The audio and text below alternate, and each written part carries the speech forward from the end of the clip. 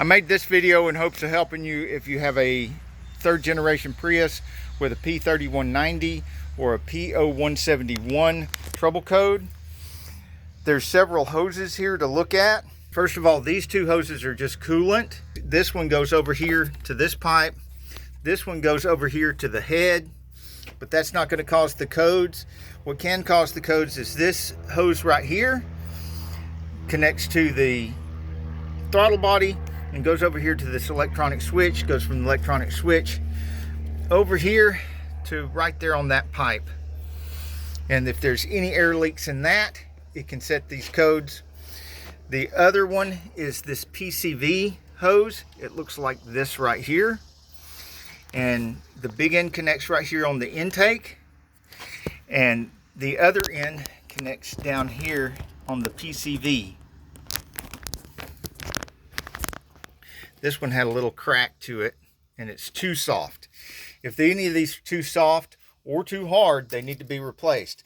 The next one connects to the throttle body here, and it has this accordion situation going on here.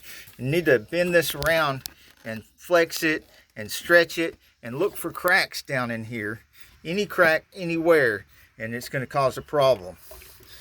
This one up here, the only times I find trouble with this one was in the connections here and here. And every once in a while I put a really strong clamp on this right here because sometimes it'll leak around where this downsizer goes in here. But this right here, I'm going to replace this hose because it's really hard. The MAF sensor can cause this problem. It's right here, but anything downstream of the MAF sensor. That's why this hose, this connection, any of the connections on this and the accordion and either of those hoses down there can all cause the same problem. These MAF sensors are pretty cheap to replace, but if you are going to try to clean one, make sure you use only MAF sensor cleaner, not carb cleaner or brake clean. I'll put a link to the next video in one corner and a link to our Prius repair playlist in the other corner.